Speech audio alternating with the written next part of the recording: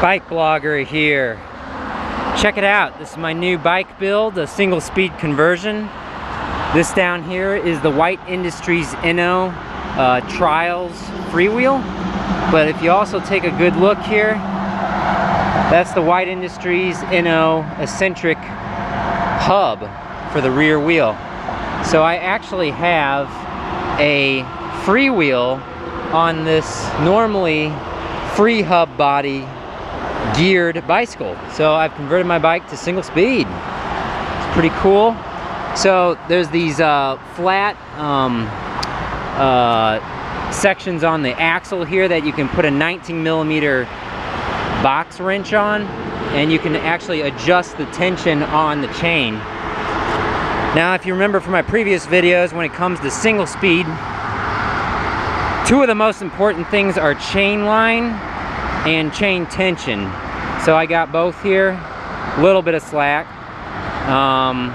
This is a Wolftooth drop stop narrow wide chain ring. So it basically prevents the chain from falling off as long as you have proper tension on the chain. So I don't even really need a chain guide. I don't ride off-road. So it works great. One thing about it though is this White Industries Eccentric hub is kind of finicky when setting it up. It can adjust the geometry of the back end of the bike a little bit, basically, because you're moving the axle forward or back approximately, I don't know, 7mm. So it's always best at the extremes. It's always best to get close to that magic gear. I'll post a link in the description below on a Fix Me Up calculator. I've referenced it before in a lot of my other videos. So you want to get the proper chain length as close as possible, really. And this works out fine for me. I think it's 49 chain links. A link is 3 rivets. It's a 48 tooth, 18 tooth in the back.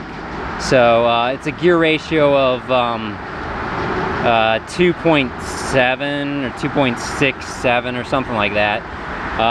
Perfect for riding around on the streets. I really like it. You got, like I was saying, when you set up this White Industries Eccentric hub, it's a little tricky because you're working on trying to get the right chain tension. You want to try to keep the axle mostly in the dropouts here, so you have enough area to bite onto, and you need to have enough clearance there on your brake caliper, approximately 5mm, and you want some clearance here on your seat stay as well. So like I said, that's why it's really important to try to get as short of a chain that will work as you can, so you don't have to adjust this back and forth very much. But this is a great option if you're trying to convert a single speed bike to, or a multi-speed bike I should say, to single speed, and you don't want a chain tensioner or an eccentric bottom bracket system, or maybe you don't have an option for that because you have some sort of a frame that, you know, is not a, you know, it's one of the more high performance frames, and it's harder to find an eccentric bottom bracket that really works and doesn't cause a lot of issues. So this is one of the cleanest, best options, I think, for converting a geared bicycle to a single speed bicycle. And in fact, if I wanted to, because of this White Industries Eccentric hub, on the other side there, on the left side, you can actually put a fixed gear cog on the back. So I could actually ride this multi-speed frame as a fixed gear bike, as a fixie. Only downside is you need a White Industries fixed gear cog to do it, because I don't think a regular cog works with this system. And another side note, I have a White Industries freewheel. I really recommend White Industries freewheels.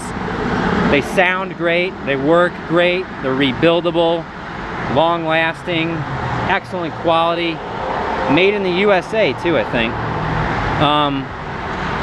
To remove this freewheel, you use a special freewheel tool, as is kind of standard, but it's easy to remove it off of the you have a White Industries freewheel and a White Industries hub. It's easy to remove them off of each other.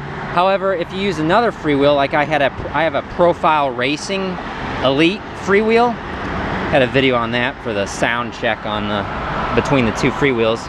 Anyway, to remove it, it's a little difficult because you can't get a really good grip on the connection here where you unscrew the freewheel, because of this large oversized axle body here for the box wrench gets in the way, so it can be a little difficult to work around that.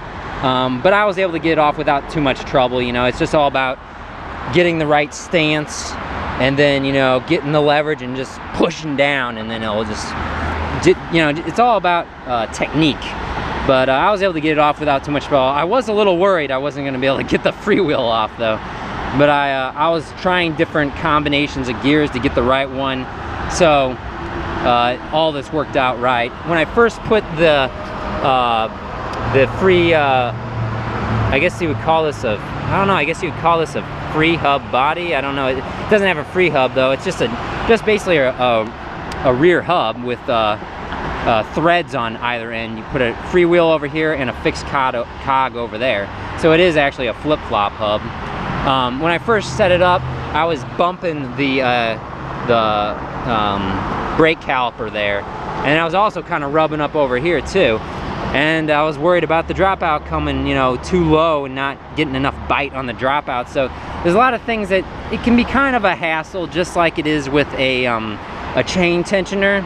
If you need to remove the rear wheel to change a spare, you know, put in a spare tire or inner tube, it can be a little bit of a hassle compared to a regular single speed. But that's just kind of, you know, what you're dealing with here.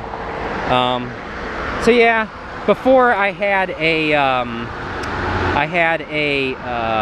Onyx silent clutch instant engagement free hub body assembly system back here. It's really awesome. Better engagement obviously than a regular freewheel like this. This actually has 72 points of engagement, but the clutch system is, you know, instant. I'm getting off track here, but basically this cost me about half as much money as that Onyx system, and I was really only using it as, I had converted this bike to 3-speed, now it's 1-speed. But basically the weight difference is negligible. I don't really save any weight versus my last system I had set up, nor do I really gain any weight. It's all kind of the same because you got the weight of the rear hub plus, you know, about 200 grams for the freewheel. So talking weight here, I didn't really save that much weight, except I have removed all my Shimano Di2 shifting stuff. I got some regular SRAM brake levers up front now. So I built this wheel up myself with some Kinlan XR200s, lightweight aluminum rims, but some nice double-butted DT Swiss spokes and nipples. Anything else? I guess that's it. I guess I've rambled on enough here. Let's go for a ride. Thanks for watching. All right, let's get going. On my way to work today. On my way to work today. BikeBlogger here.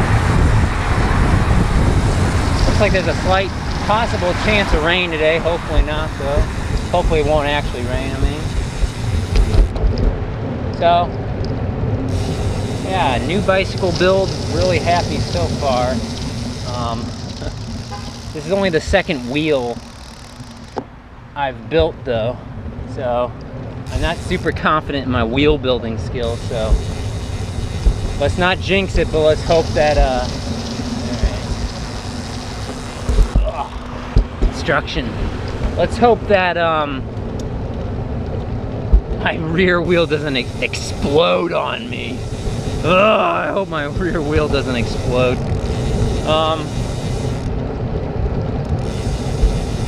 So, I'm pretty happy so far, but I've barely ridden this bike. My first impressions are I'm really happy, though, with the White Industries Eccentric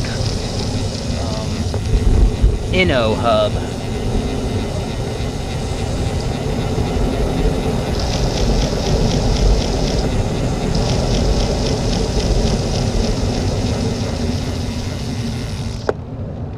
put under some load here. We're gonna climb a hill. I really like it because it's really quiet. So here we go, we're climbing. I'm listening for pops and pings in my rear wheel. I tried to stress relieve the spokes every step pretty much of the way as I was building the wheel. So, a couple things could go wrong here. My spokes could go loose and my chain could go loose.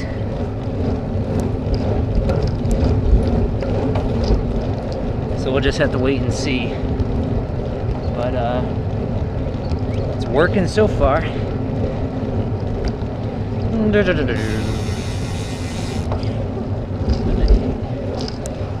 got lemonade over here. Oh.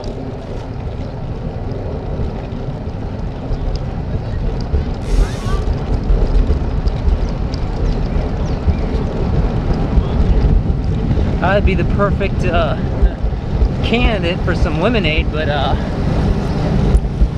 already late for work. Ah. Just by feel and sound, this thing rides like a dream. I'm fairly impressed with myself.